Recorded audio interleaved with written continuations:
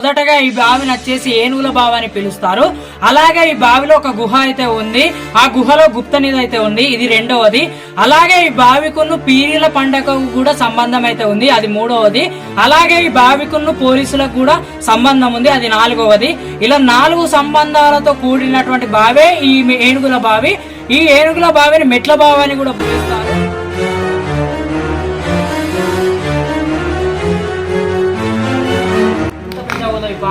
చూడండి, ఇది నాకు తెలిసి వినాయకుని లాగానైతే అనిపిస్తుంది. ఇక తొండం ఉన్నట్టు. ఖచ్చితంగా ఈ బావిలో ఒక పాము అయితే కాదు, 4-5 పాములు అయితే ఉండొచ్చు.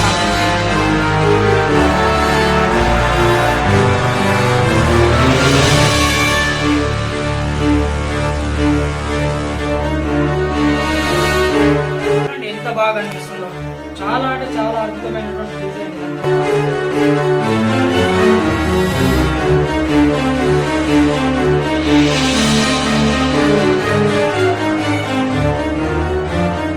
Hi friends, welcome back to our channel విచిత్రం విహారీ. ఈ రోజు మనం ప్రజెంట్ ఉన్న ప్లేస్ వచ్చేసి నంద్యాల జిల్లా సంజామాల మండలం పేరుసోమల అనేటువంటి గ్రామంలో అయితే ఉన్నాము. ఇదే గ్రామానికి 4 కిలోమీటర్ల దూరంలో అటవీ ప్రాంతంలో ఏనుగుల బావి అయితే ఉంది. ఆ ఏనుగుల బావి యొక్క చరిత్ర ఏమిటంటే, శ్రీకృష్ణ దేవరాయల దగ్గర ఉన్నటువంటి ఏనుగుల కోసం అయితే ఆ బావిని అయితే నిర్మించారట. తన దగ్గర ఉన్నటువంటి ఏనుగులను స్నానం చేపించడానికి లేదా ఏనుగులు నీరు తాగడానికి కోసం అయితే ఆ బావిని నిర్మించినట్లయితే చరిత్ర అయితే చెప్తుంది. ఆ విధంగా ఇక్కడ ఉన్నటువంటి బావిని అయితే ఏనుగుల బావి అయితే పిలుస్తారు. అలాగే ఈ బావిలో ఒక గుహ ఉంది. ఆ గుహలో గుప్త నిధులు ఉన్నాయని చెప్పేసి ఈ బావిని అయితే గుప్త నిధి వేటగాళ్ళు అయితే మొత్తం అయితే ధ్వంసం అయితే చేశారు. ఇక మనం లేట్ చేయకుండా ఇంకాస్త చరిత్ర ఆ బావి దగ్గరికి వెళ్ళైతే మనమైతే తెలుసుకుందాము. ఇంత కష్టపడి వీడియో తీస్తున్నా కాబట్టి ఈ వీడియోకి అయితే ఒక లైక్ అయితే ఇవ్వండి. ఇక లేట్ చేయకుండా ఆ బావి దగ్గరికి వెళ్ళి అక్కడ ఉన్నటువంటి పరిసరాలను చూస్తూ అక్కడ ఉన్నటువంటి చరిత్ర మరింత అయితే తెలుసుకుందాం ఫ్రెండ్స్. మనం మొత్తానికైతే ఏనుగుల బావి వద్దకైతే చేరుకున్నాము. మన వెనకాల కనిపిస్తున్నటువంటి బావే ఏనుగుల బావి. అలాగే మనం అటు సైడ్ చూసుకున్నట్టయితే ఈ బావికి పక్కకే ఒక మందిరం అయితే ఉంటుంది. ఆ మందిరంలో కంప చెట్లు మొలిచాయి కాబట్టి నేను అక్కడి వరకు వెళ్ళి మీకైతే చూపించలేకపోతున్నాను. మన బావి స్టార్టింగ్ లోనే చూడొచ్చు, గుప్తనిధి వేటగాళ్ళు అయితే ఈ బావిలో గుప్తనిధులు ఉన్నాయని చెప్పేసి ఇక్కడనైతే తవ్వారు. చూడొచ్చు మొత్తం కూడా ఏ విధంగా తవ్వారు అనేది. అలాగే లోపలికైతే దిగుదాము, చూడండి. అలాగే లోపలికి దిగడానికి ఉన్నటువంటి మెట్లను కూడా ధ్వంసం అయితే చేశారు గుప్తనిధి వేటగాళ్ళు. ఈ బావిలోకి దిగడానికి మెట్లను కూడా లేకుండానైతే చేశారు. మెట్లు లేకున్నా కూడా రిస్క్ చేసి ఈ బావిని అయితే చూపించడానికి నేనైతే వెళ్తున్నాను. రండి ఫ్రెండ్స్. అలాగే ఇక్కడ చూడొచ్చు కొన్ని కిటికీల లాంటి నిర్మాణాలు అయితే నిర్మించారు. అప్పట్లో ఈ కిటికీల లాంటి నిర్మాణాలలో దీపాలు పెట్టేవారంట. ఎందుకంటే రాత్రి వేళలో ఏనుగులు కానీ లేదంటే ఇతర రాజులు ఇక్కడ ఉన్నటువంటి బావిలోకి వస్తే వారికి చీకటి ఉండకుండా ఆ కిటికీలలో దీపాలు అయితే పెట్టేవారట. రండి.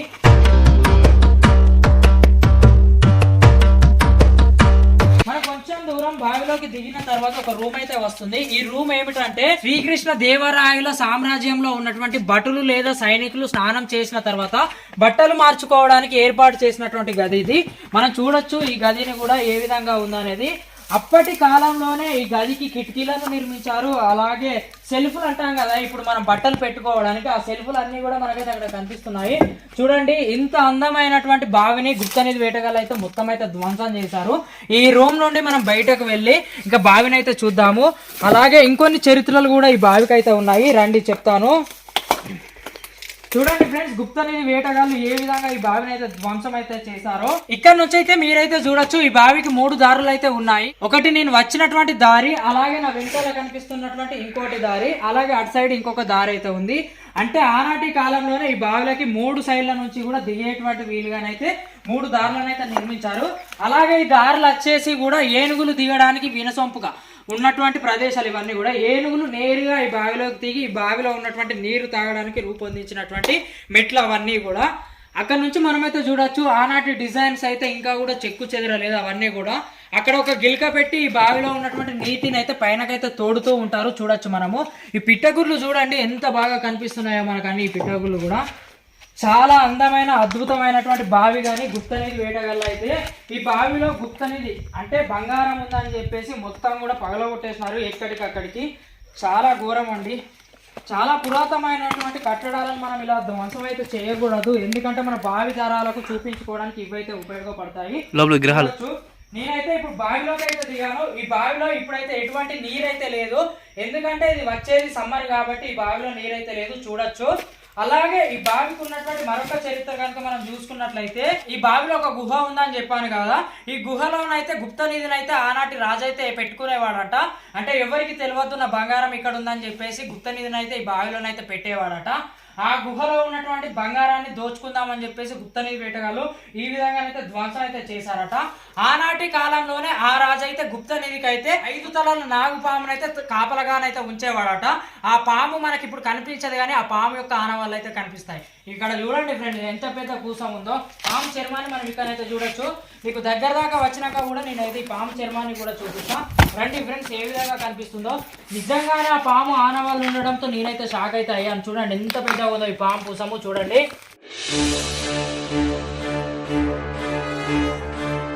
ఫ్రెండ్స్, అలాగే ఆనాటి బావికి ఉన్నటువంటి విగ్రహాల యొక్క రాతి విగ్రహాలు ఇవన్నీ కూడా చూడొచ్చు. ఇది నాకు తెలిసి వినాయకుని లాగానైతే అనిపిస్తుంది, ఇట్లా తొండం ఉన్నట్టు. అలాగే అటుపక్కన చూసుకుంటే అమ్మవారి యొక్క విగ్రహం అయితే కనిపిస్తుంది.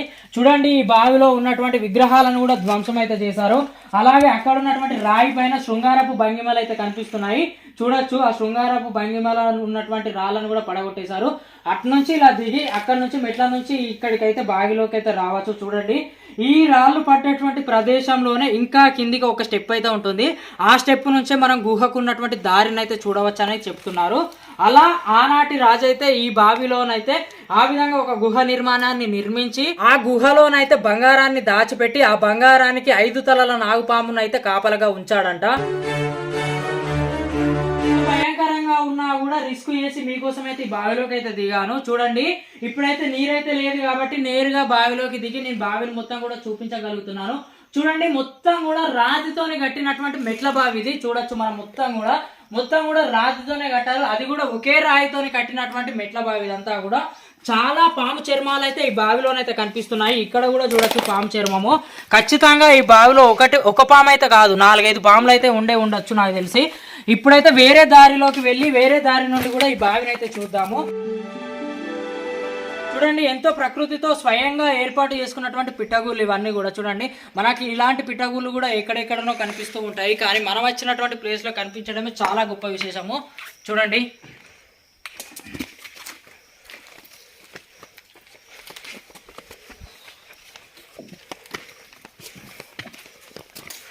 చూడండి ఫ్రెండ్స్, ఈ బావిలోకి దిగడానికి 2వ దారి ఇదంతా కూడా. ప్రతి దారిలో కూడా కిటికీలు అయితే ఏర్పాటు చేశారు. నేను చెప్పాను కదా స్టార్టింగ్లోనే, ఈ కిటికీలలోనే దీపాలు పెట్టేవారు ఈ బావిలోకి వెళ్తూ రావడానికి. అలాగే చూడండి, ప్రతి కట్టడం కూడా గుప్తనిధి వేటగాళ్ళు అయితే ధ్వంసం అయితే చేశారు. ఎందుకంటే నిజంగానే ఈ బావిలో గుప్తనిధి అనేది ఉందంట. దానికోసమే గుప్తనిధి వేటగాళ్ళు ప్రతి చోట కూడా తవ్వారు. చూడొచ్చు, ఇదంతా కూడా చూడొచ్చు. అలాగే ఇక్కడ మనం ఈ కట్టడం ఎక్కిన తర్వాత మనకి ఇక్కడ పీరీల బొమ్మలు అయితే కనిపిస్తున్నాయి. చూడండి, నేను ఇక్కడ చెప్పులు ఇప్పి పీరీల బొమ్మల దగ్గరికి అయితే వచ్చాను. 1, 2, 3 ఈ పీరీల బొమ్మలకు ఉన్నటువంటి ప్రత్యేకత ఏమిటంటే, పేరు సోమల అనేటువంటి ఈ గ్రామంలో పీరీల పండుగ జరిగినప్పుడు ఈ బావి దగ్గరికి వచ్చి నీటిని అయితే వారైతే తీసుకెళ్తూ ఉంటారట. ఆ నీటిని తీసుకువెళ్ళి పీరీలకైతే పూజలు అయితే చేస్తూ ఉంటారట. కానీ వారు వచ్చిన సమయంలో ఈ బావిలో నీరు అనేది ఉండదట. వారు ఇక్కడికి వచ్చిన తర్వాత ఏదో పూజలు చేసిన తర్వాత నీరు అనేది ఊటలాగా వస్తూ ఉంటుందట. ఇక్కడ ఉన్నటువంటి చరిత్రను మనం చూడొచ్చు. అందుకోసమే ఇక్కడ ఉన్నటువంటి ప్రతి రాయి పైన కూడా మనకు పీరీల బొమ్మలు అయితే కనిపిస్తున్నాయి. చూడండి, ఇక్కడ మీకు ఫ్లాట్గా కూడా కనిపిస్తాయి. ఇలా మనకు శూలాలు ఉన్నట్టు చూడండి. ఇదంతా కూడా పీరీల బొమ్మలు ఇవన్నీ కూడా. ఆ విధంగా ఈ బావికి పీరీలతో పాటు ఇక్కడ ఉన్నటువంటి నాగుపాముతో పాటు గుప్త నిధులకు కూడా చరిత్ర ఉంది. అలాగే ఇంకొక చరిత్రను కూడా మనమైతే ఇప్పుడైతే తెలుసుకుందాము. ఇక్కడ నుంచి వెళ్ళి 3వ ప్లేస్లో నుంచి మనం ఆ బావిలోకి దిగి అక్కడ ఉన్నటువంటి చరిత్ర మీకైతే చెప్తాను. రండి, ఇక్కడ చూడొచ్చు, ప్రతి రాయి పైన కూడా ఏదో ఒక డిజైన్ అయితే వేశారు ఆనాటి రాజులు అయితే. ఇక్కడ కూడా మనకు పీరీల బొమ్మలు అలాంటివి అయితే కనిపిస్తున్నాయి. అక్కడ కూడా వేరే బొమ్మలు అయితే కనిపిస్తున్నాయి. ఇక్కడ చూడొచ్చు ఫ్రెండ్స్, మీకైతే ఇక్కడనైతే చాలా క్లారిటీగా కనిపిస్తున్నాయి పీరీల బొమ్మలు. ఇక్కడ చూసుకున్నట్టయితే శూలాలు పీరీలకు ఉన్నటువంటి పైన ఇక్కడనైతే ఇంకా అద్భుతంగానైతే కనిపిస్తున్నాయి. చూడండి, మనం ముందుకెళ్ళి తర్వాత మీకైతే చూపిస్తాను.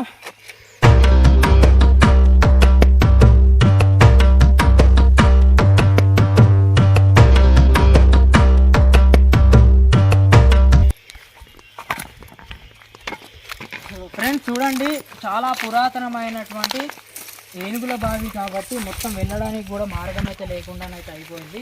ఇక్కడనైతే మనమైతే చూడొచ్చు చెట్లు ఏ విధంగా పెరిగాయో. కాయలు ఏందబ్బా, ఈ కాయలు మీకు తెలిసినట్లయితే కామెంట్ అయితే చేయండి, నాకైతే తెలియదు ఈ కాయలు ఏంటి అనేది. చూడొచ్చు, మనం చూసుకున్నట్లయితే అరటి కాయల లాగానైతే ఇవైతే కనిపిస్తున్నాయి.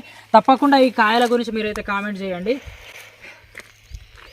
రండి ఫ్రెండ్స్, ఎక్కడ చూసుకున్నా కూడా ఈ పీరీల బొమ్మలు అయితే కనిపిస్తున్నాయి. అందుకోసమే ఈ బావికున్న పీరీలకైతే చరిత్ర అయితే ఉంది. ఇప్పుడు మనం 3వ దారి గుండా ఈ బావిలోకి దిగుదామంటే మొత్తం కూడా ముళ్ళ కంపలు అయితే పెరిగాయి. అయినా కూడా ఈ విధంగానైతే నేనైతే వెళ్తాను. ఒకసారి